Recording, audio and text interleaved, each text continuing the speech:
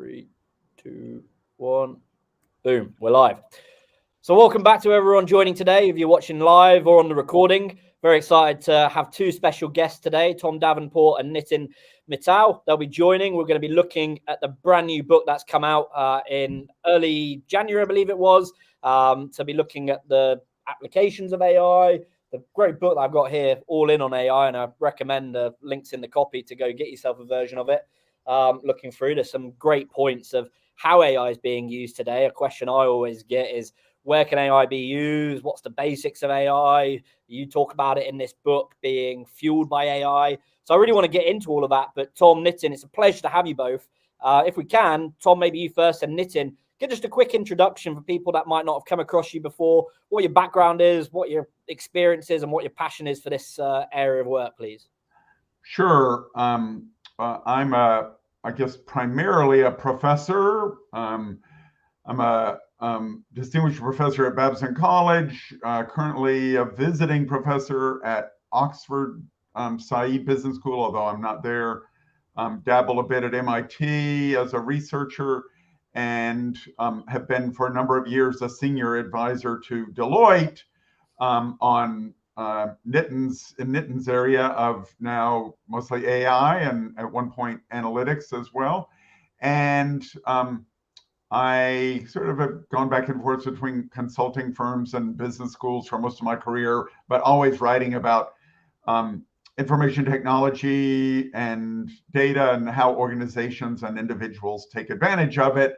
And have this is sort of my second go around with AI. In the late 1980s, I worked for a consulting firm that spun off an AI business, and we did some research and writing on AI, and it was never a terribly effective consulting practice then, but we tried. So I'm happy that it's much bigger this time, and Nitin is overseeing a vast empire of AI-oriented consultants. I love it. Well, I won't call it an empire, but I do lead the AI business in Deloitte, and my background is, as Tom sort of alluded to, I've done over 2 decades of consulting in data analytics and artificial intelligence, very much in the life sciences and healthcare industry. But now, given sort of my role with respect to leading AI in Deloitte, it's across every industry, domain, and also globally. Yeah, I love that. So I want to know, to delve into it, to get specific to start with this book, what was it that, I know, Tom, that you've been involved and co-authored, written, edited 23 books. What was it to you that made you want to write this one? And then Nitin, maybe have to get your kind of passion or enthusiasm for getting this out there and getting involved. But Tom, first, I'd love to know, was there something that really drove you to write this? Was it a topic? Was it something that people needed to know? What was it that got you driving and got you writing this book? Well, this is my 5th book on AI, and it's always been an interest of mine to talk about the most aggressive adopters of anything. I wrote a book about aggressive adoption of analytics called Competing on Analytics back in 2007, I think. And then I heard that Nitin and his friends at Deloitte were starting to talk about AI-fueled organizations. And I thought that's an idea that I'd really like to explore further. So we teamed up to write this book.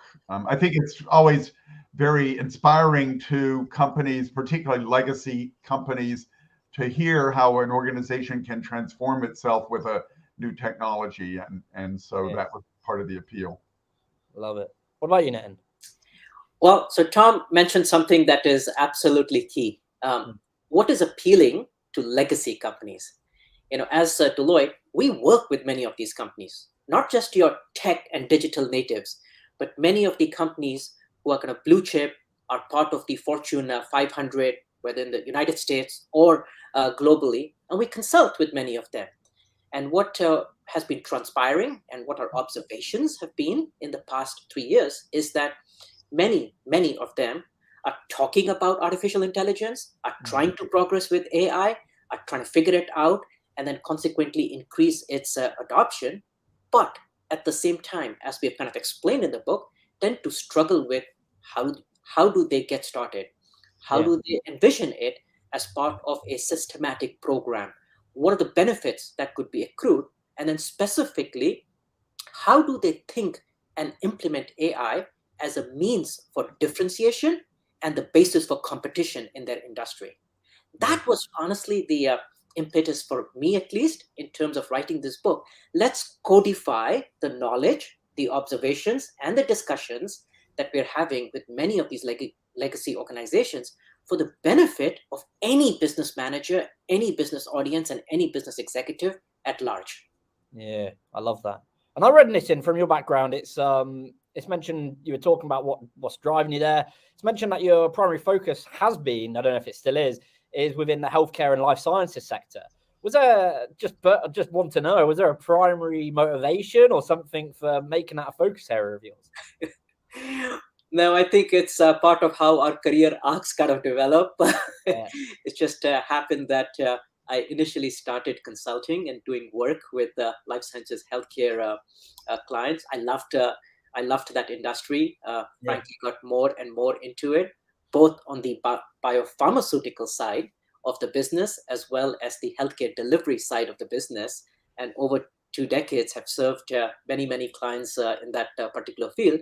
More so as it relates to how do you actually think of data as a strategic asset, undertake large-scale data platform and modernization efforts, and then partly influenced by Tom himself, how do you leverage analytics, and now more and more, how do you actually apply AI to sort of compete in a very different capacity and consequently sort of carve out their own future over the next decade.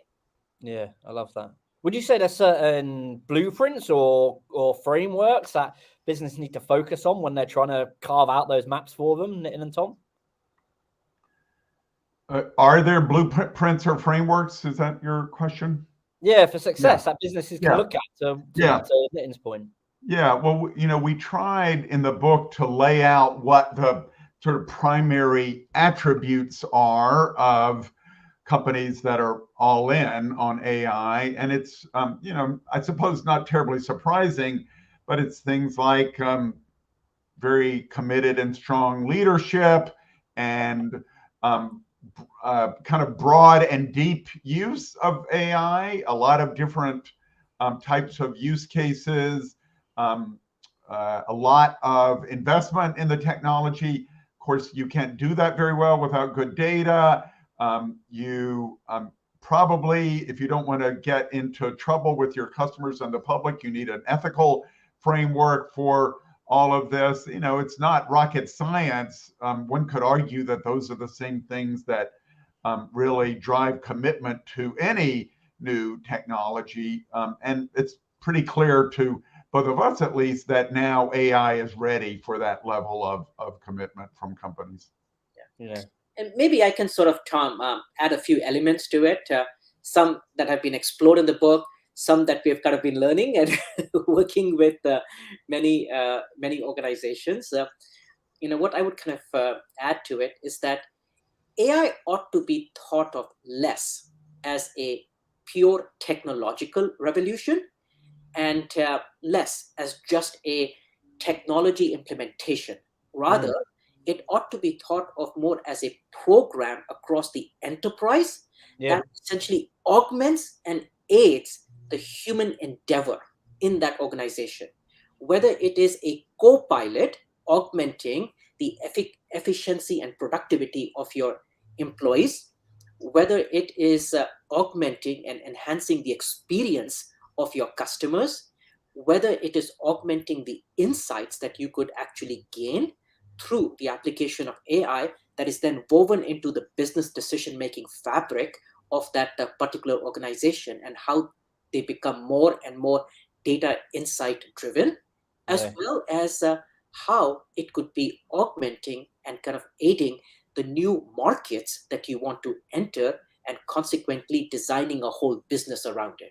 And those are some aspects that are actually explored in the book through the variety of use cases. Some use it for augmenting insights. Some use it for figuring out new products and services that they could be offering. And some are actually designing new business models around it. And those are kind of all aspects that need to be thought through. Yeah, if someone asks you, gee, what can I do with AI in my company? It's kind of a long answer. Yeah. I had a conversation earlier this morning with a professor at Oxford who's teaching they have an AI certificate at the business school at Oxford, and he's teaching a strategy course. And he says, it's kind of hard because you can do anything almost with AI. And that old analogy that many people have drawn between AI and electricity came up. And, that was obviously a very transformative factor in business at the time. And I think a lot of people now believe that AI will be just as transformative, but figuring out all the ways that it can be used effectively and how it's going to change business. Maybe just as hard for AI as it was for electricity. We had all those textile mills, where you live, Tom, in the north of England and in New England as well, where Nitin and I both hang out. At least I hang out there part of the time. And when electricity first came along, they had these big drive shafts down through the center of the room near the ceiling, driving these belts that were connected to every machine. What a crazy way to use electricity to power machinery. And it took 20 or 30 years before people realized, well, let's just connect electricity directly to the machine. And I think it's going to take us some time to figure out how are all the ways that we use AI relevant to business.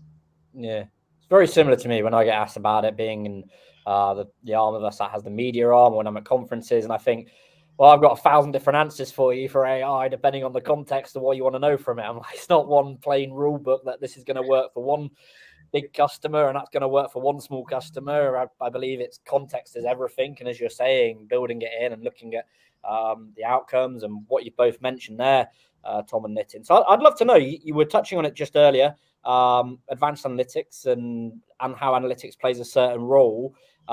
It's obviously shifted, advanced a lot during the past few years, maybe over the past 10, 20, 30 years.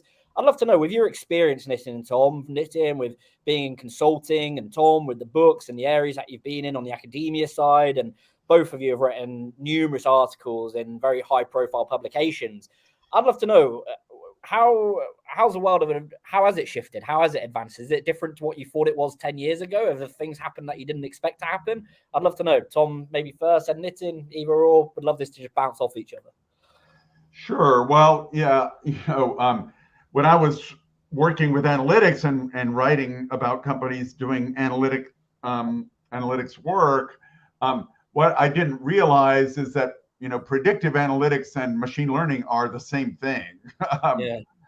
We didn't call it machine learning at the time, but what has changed, it almost feels like a completely different approach. Machine learning dominates AI these days. There's still certainly some other types, but machine learning is the one that seems to have progressed the most. And one big difference is we have massive amounts of data that we didn't have a decade ago.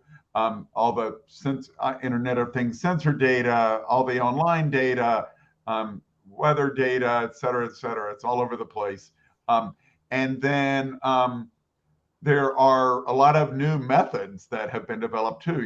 Predictive analytics was mostly about regression analysis, but now regression is sort of the beginning of machine learning and hardly the end. And certainly all of these deep neural networks, we didn't really focus on at all. I teach a class at Babson on AI for business, and with Deloitte, we made some Deloitte and Carnegie Mellon University. We made some videos about AI, and they're still pretty useful. They're 5 or 6 years old, but they didn't talk at all about deep learning, and that has just really been such an incredible transformation in what we can do in image recognition and speech recognition, and now chat, conversational systems. That probably is the single biggest change over the last decade or so, to my mind. Yeah. We actually, Tom, get this question asked many times. We get this a question asked many times by enterprises. And here's maybe kind of one way to perhaps think through the pivot and the advancement that has happened that Tom was kind of referring to. Yeah. Advanced analytics helped you tremendously with respect to gaining insights and predicting. That was the field of advanced analytics, insights and predicting. Right. Now with AI, there's a few other cognitive functions that have been added. The cognitive function of inferring, judging, and autonomously taking action. Yeah. And analytics kind of struggled with inference. It was not able to judge, and it certainly could not autonomously execute an action. And if you really think about the human cognitive abilities, we have the means to infer, we have the means to judge, and based on that judgment, we have the means to kind of reason and then consequently take autonomous action. That is kind of the progress and the advancement that AI is demonstrating. And one sort of way to perhaps kind of put this all in context is that, I sort of mentioned, if we think of AI less as a technological revolution and perhaps more as the progression of a intelligent, inorganic, quote unquote, species, it actually helps put it in a better context wherein that inorganic intelligence that is being built could essentially aid and augment the human endeavor. If we kind of take it along that spectrum, then frankly, it leads to a lot more usages, application, and benefits of AI. Yeah. Do you think we've just touched the edge on the amount of uses AI can have? Like, I feel like we've got, imagine this conversation we're having in 5 years, like all the uses then compared to now, or like now compared to just a year ago, maybe. It's nuts. Yeah, I can, actually, Tom and I wrote about this in the book. There's a whole section around exploration of different use cases in various industries. In Deloitte, we call it as the artificial intelligence dossier. But the idea is, what are the type of use cases where AI is being applied today and contemplated to be applied tomorrow? Yeah. But in short, we absolutely believe that AI is going to be part and parcel of every walk of life, every business process, every aspect of what is actually implemented and digitized in enterprises. And the fact that even today, when we are walking around with our smartphones and we actually interact with an AI device without even recognizing it, just goes to kind of demonstrate what Tom was talking about. It has become the new age electricity. We don't think about electricity. It is just there. It is expected. It is in the background, and we never have to talk about it, but we can never imagine ever kind of constructing a house or a building without electricity. That's what's happening with AI. Yeah, no, I agree. You see it with new generations, with generative AI tools that have really just been discovered, or at least popularized over the last few months. You think, well, great, they can compose text. It's really quite useful for blog posts, etc. But then all the image stuff comes along, and you can start to design new cars and architectural environments and so on. And then somebody in pharmaceuticals says, well, in the same way that we can use this to predict what words should follow the previous word, how about what protein sequences make sense coming together for new drug design? So I think, we're in for quite a while of discovering entirely new approaches to business and life itself with these tools.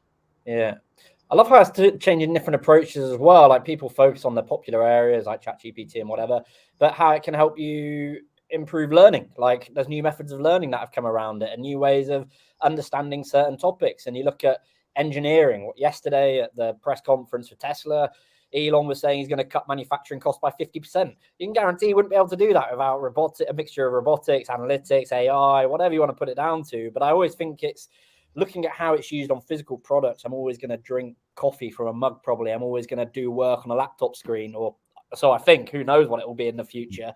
But it's always fascinating to think how many angles it can really impact your business, right? Which I'm sure you both see of just new ways where you think, that's something I didn't think about before, or definitely didn't see coming, which I think is really interesting.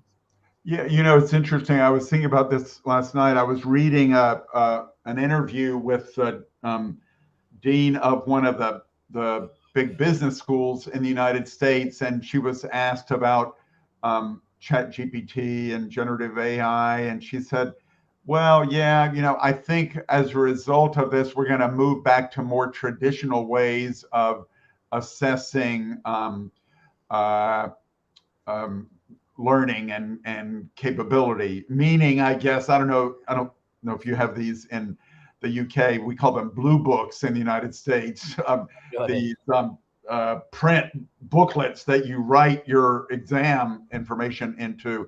And I was a little bit disappointed in that, because I think, we can take two approaches to these new technologies, and we can say, it's going to be very threatening to the way we've assessed educational progress. Well, yeah, that's true. But you can also embrace it and think of all the fantastic new things that students can learn, as well as businesses, as we were just saying, with these technologies. And I hope that with this technology and with other forms of AI, we will embrace it and say, what are all the many things that it can do? It's not going to be perfect in any case. It's going to require a lot of organizational change, but I think it'll be worth it. Yeah. And we're absolutely starting to see this. AI is not just about generating insights or predicting, like kind of what we were discussing earlier. You can actually now simulate any kind of physical infrastructure that is out there. And it's only going to get better and better and better, meaning it's going to get a lot more physics realistic and high fidelity in nature. You can essentially kind of undertake autonomous actions. You can converse with quote unquote a intelligent machine. You can do live language translation. You can generate content, whether that content is text or images, and across a multitude of modalities.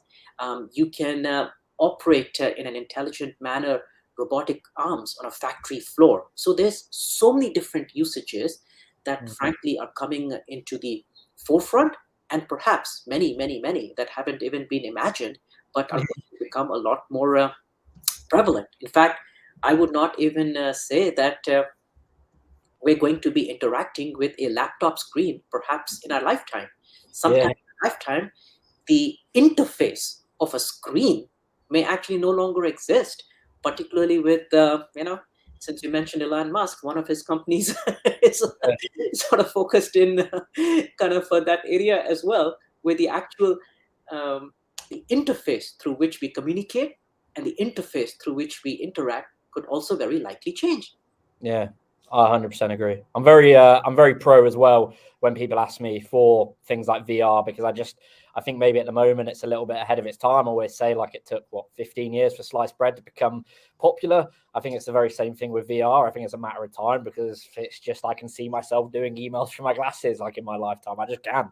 Not that it's going to be doable tomorrow or next year, but maybe when I'm 10, 15 years older. I definitely recommend that's possible. Well, yeah, people, even with generative AI, a lot of people are saying, prompt engineer, that's going to be the next big job of the near future. But, I think it's just as likely that AI systems will generate effective prompts as anything else. So I'm not sure that prompt engineers can plan for a long career. We've got to be open to very quick change in this space. Yeah. That's a good question. So I had a conversation the other day, or a couple of weeks ago now, with Walt from Expert AI, and I had it with several other people. And I wonder, have you got any ideas for what the next company roles will be or job roles we can see? Like the chief data officer is still, to me, quite new and quite young.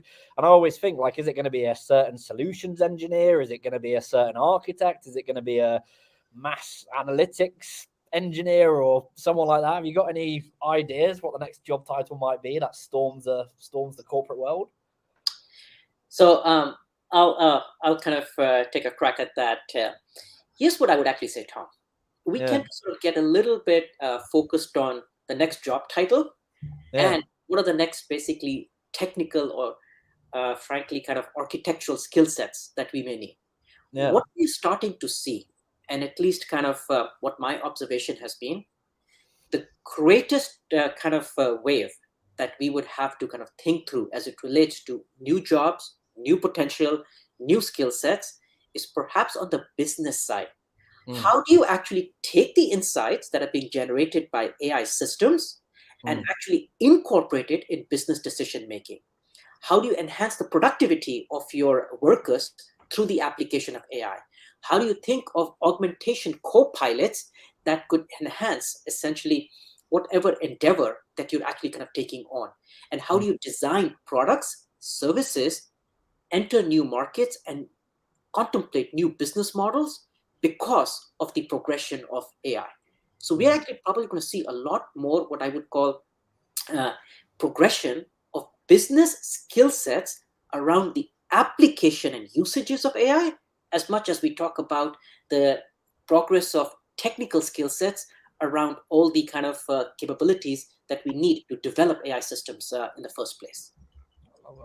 What do you reckon, Tom? Do you reckon there's much degree in Nitin, or what do you reckon?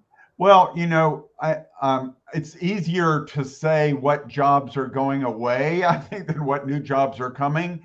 But I think I agree with Nitin at a broader level to say almost every job is going to involve working with AI in some fashion or other. A few years ago, I wrote an article with a radiologist in the Boston area who also has a PhD in AI.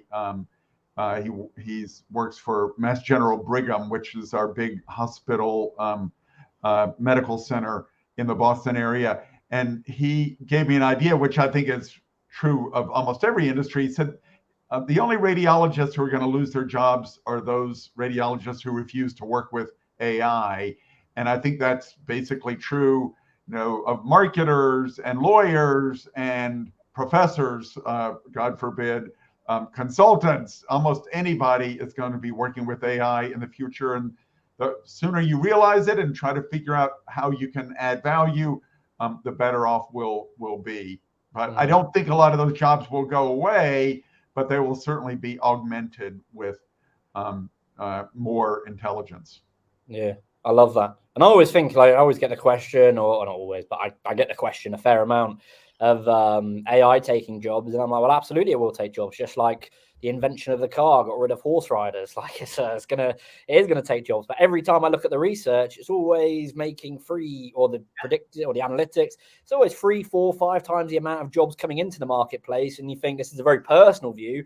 It's like anything. If you want to work with these areas, you've got to become more skillful or more demanded or more knowledgeable in that area. And there's loads of areas to be knowledgeable in. And as we've touched on, AI is touching everything. So whether you're creative, whether you're financial, whether you're strategic, whether you're marketing, whatever it might be, or whether you're customer relationship focused, whether you're on a manufacturing line, there's God knows how many jobs waiting that are going to come through. So it's something I'm always very passionate about, because I hate this whole notion that AI is going to take jobs and just not replace them, which just simply isn't true. Your example of kind of that analogy with the car industry is a very appropriate one.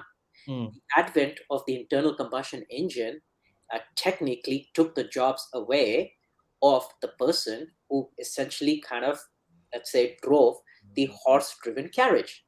Yeah. But look at all the jobs that's been created and the whole economy that it kind of spawned. And I would argue, well, I've probably not done the appropriate research, but I would argue that it would have created at least 100x more jobs in the economy that it actually spawned than the number of jobs that it, quote unquote, took away. Exactly. I 100% agree. Yeah, and I'd love to know then with the book, with chapter 1 and chapter 7, I believe it is, that you look at being AI fueled. So we touched on it earlier, Tom and Nitin, but maybe just to have this as to reinforce the point. I'd love to know, becoming AI fueled for a business, for a person maybe that's looking to get into this scope of work. What does it mean, and how have you explained this to people who might be thinking of reading the book? What does it mean to each of you? Maybe Tom first and Nitin. Well, yeah, in that chapter 7, we talk about transitions of companies that went from being largely fueled by other things to being fueled, at least in part, by AI. And I'll let Nitin talk about Deloitte, which is one of our case studies. That's going from a highly human-driven professional services firm to a human and AI-driven firm. Capital One was our example of going from there's a bank primarily in the United States. I think they have some stuff in the UK as well. Going from an analytics-oriented company to an AI-oriented company. It meant a lot more investment in people, data scientists and so on, training, both hiring them and training them. They have a really extensive internal training program. It meant a lot of investment in sort of infrastructure, developing feature stores and so on, reusable data sets, et cetera, to really accelerate the progress of their data scientists. We talked about a company called CCC Intelligent Solutions, which moved from being a data-oriented business to an AI-oriented business. And really there, the primary injection was anticipating what technology changes might occur. In this case, the ability of smartphone cameras to take highly detailed images, and also the ability of AI-based image recognition systems to detect, when a car has been damaged and what that might entail in terms of repairing it and so on. Yeah. And then we had one other example in that chapter 7 of a company that basically started from scratch. And in general, as we said, we're focused on legacy companies here, but this company, Well, is in the book because it shows it's easier to start from scratch in some cases. So, companies may want to start new business units to effectively start from scratch, even though, it's being financed by a larger company. The founder of this new business called Well had tried before to create a consumer health kind of nudge business, something using AI to nudge you into better health behaviors. And he said it's just so much easier to do it in a startup. So I think that's an important lesson for large companies to say, you better take out as much bureaucracy as possible and give that new business some autonomy if you want it to be successful. Yeah. I love that. What I would kind of also say, and we've explored this quite a bit in the book, is that to be all in on AI and consequently be an AI-fueled organization, it's not just about, let's say, the data science team that might be experimenting with POCs and consequently trying to advance the ball. You actually have to consider the human side, the leadership, the culture, the program, the business applicability, and how are you actually kind of sustaining it right throughout basically kind of the various business divisions, workflows, processes, interactions, products, and services that you actually kind of offer. The case study that we have on DBS Bank out of Singapore that Tom has been very kind of close to is very kind of instructive, wherein AI is not just viewed as the realm of the data scientist. It's not something that you should just be experimenting. In fact, being all in on AI is moving beyond experimentation and thinking enterprise-wide scale, enterprise-wide basically kind of progress, and every process, interaction, workflow, means of basically kind of working, and how are you actually engaging with your customers, taking a look at all of that and having the leadership and the fortitude and, frankly, the patience to sustain it. Yeah, that's a great point. And I really like that point as well, because you've seen it with McKinsey, a great example. They won our Global Excellence Award starting Quantum Black to really look at that whole sphere and follow that idea of having a startup mindset towards understanding these patterns and understanding how to leverage AI, use AI, implement AI, whatever way you want to look at what they're doing with it. So I think it's really brilliant. It's some great points that you've made, Nitin and Tom. So I would be remiss if I didn't mention in that same breath. That's kind of why Deloitte also acquired a company by the name of SFL Scientific, which is now a Deloitte business, for exactly the reason and the objective that you just stated. Yeah, exactly. It's a brilliant point. I think the only thing I would say, I'm sure Deloitte will do a good job of integrating this company, but in the book, we talked to a research facility in the Boston area called the Broad Institute. It's one of the best biology-related research institutes in the world, and they just got a big $250 million grant from the Eric Schmidt Foundation to Eric and Wendy Schmidt to add machine learning to their capabilities. And I said, what are you worried about? What keeps you awake at night with regard to making this combination of machine learning and biology work? And they said it's the culture, as Nitin was suggesting. It's how do we get biologists to understand machine learning culture? How do we get data scientists to understand biology culture? And if we don't, we are not going to be successful. And that's a tough thing to do. Yeah, having culture is a big part of building these initiatives, a very key thing. Have you seen some examples where it's where it really has been the driving force of enabling these transformation programs with culture?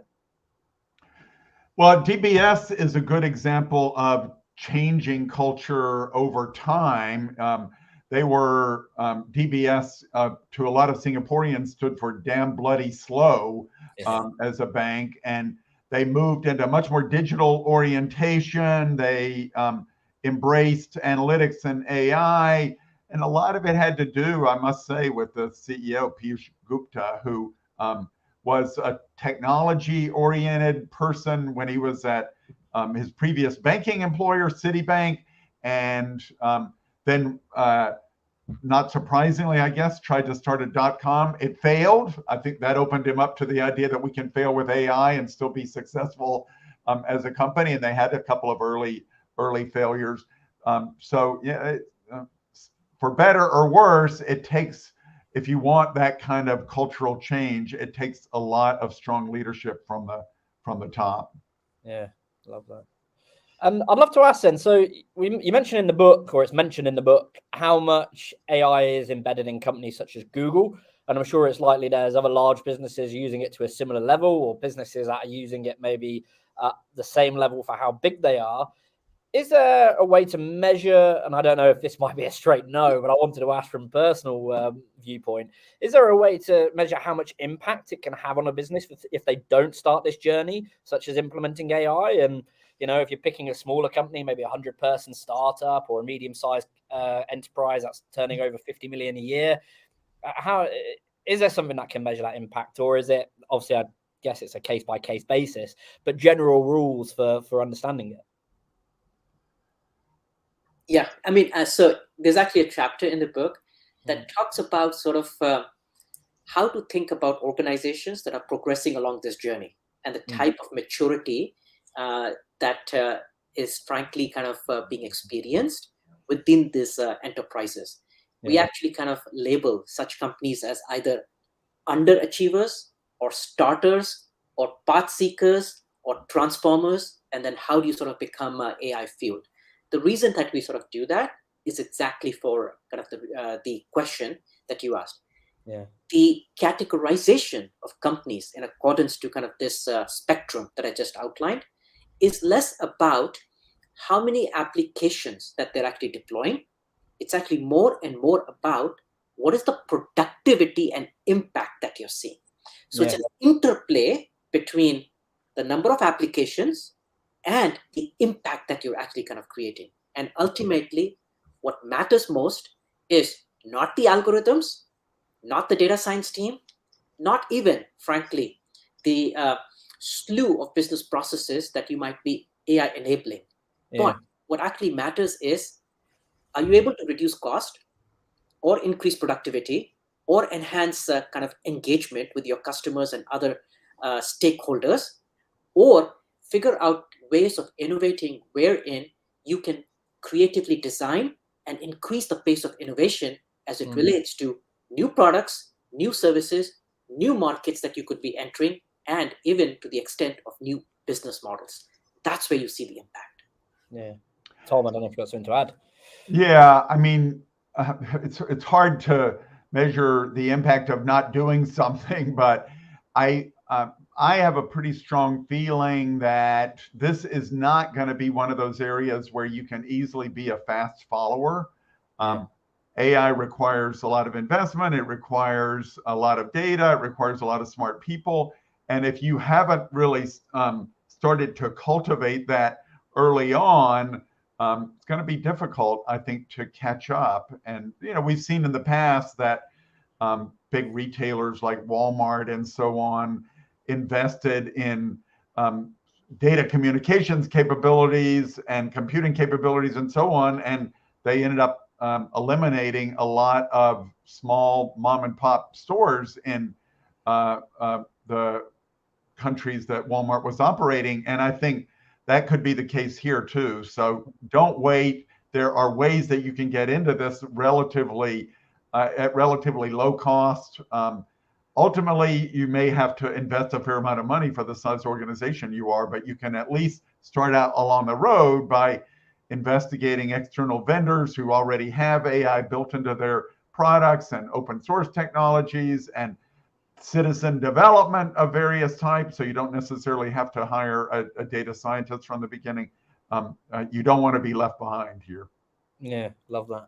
And so I'm conscious of the time, and I really appreciate you both joining, but I've got a couple more questions that I just want to ask and get out to our audience and understand. So I want to take it back from, we looked at the businesses, you've got some great insights, and I mean, all of this is in the book, but I'm reinforcing the great knowledge you can get from reading this and both your articles and other books. But I'd love to know, pulling it to an individual level. So looking at someone that might be coming out and starting their journey in their career, coming out of university or college, that are looking to get involved in the area of, I won't say just AI, but emerging tech, which AI is nearly deeply embedded in everything in that area. Is there things you would consider, areas for them to look at? Would it be what to read, what to consider, or questions to ask themselves for the people that want to get involved in this? What would you recommend? Maybe Nitin first and Tom. So if you're kind of coming out of school, as an example, and entering this kind of field, here's what I would say. The thinking has always been that you ought to look at, let's say, kind of the STEM degrees, or you ought to have had a education in the field of STEM, and then consequently, if you have had an education in the field of STEM, you can then sort of take that forward as it relates to the software engineering discipline with respect to AI, or kind of model development or data science, and some of the other kind of technical areas that have been the mainstay of AI. Now, you also have the ability to kind of broaden the actual educational qualifications that you bring to bear. Example, you take kind of the whole progression with generative AI. Tom mentioned prompt engineering. Prompt engineering is less about technical skill sets or a STEM background. Prompt engineering actually would be extremely beneficial for those who may have a background in linguistics, or who may have a background in liberal arts, who may have a background even kind of in languages, etc. Because what is important is how you actually design and construct a prompt, not how you write the algorithm.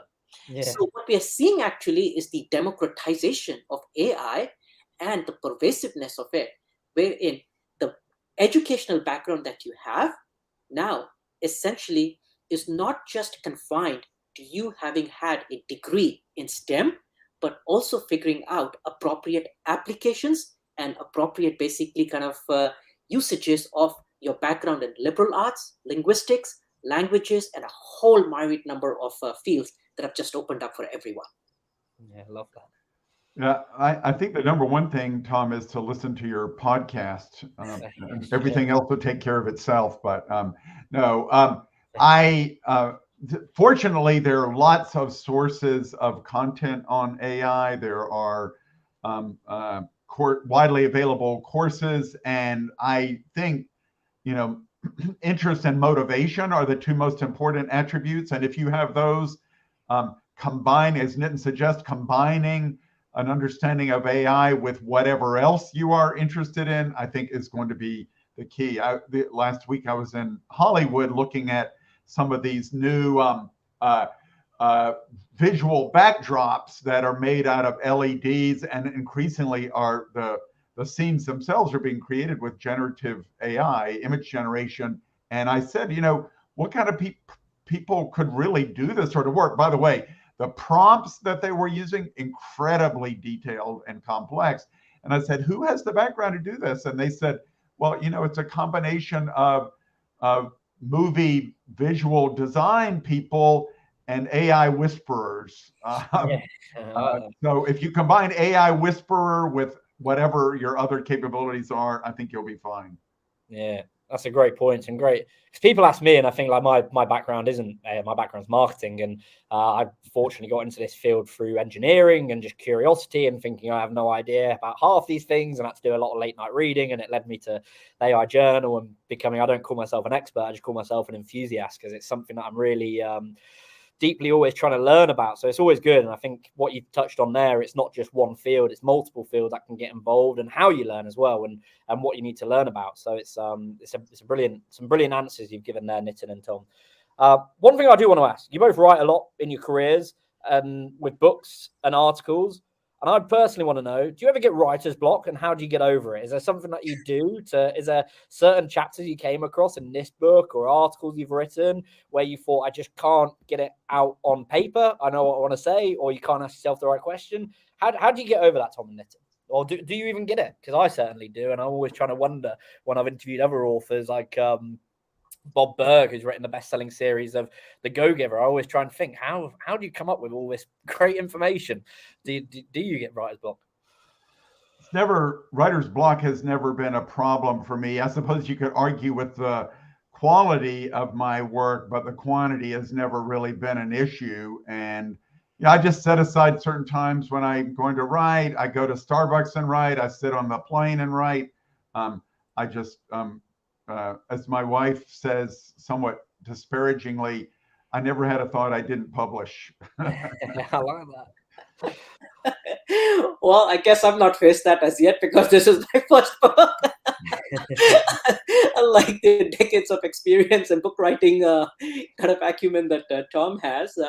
But I mean, just in my profession, we develop a lot of material, a lot of thoughtware, a lot of eminence, a lot of points of view for our clients. And consistent with what Tom said, it's never been an issue with respect to kind of getting those thoughts out. Yeah, that's great, because it's something I sometimes get asked for, and people say, like, if you do all this content that we do for our website, I think we're touching like 230,000 pieces of content. We've done that in just over 2 years.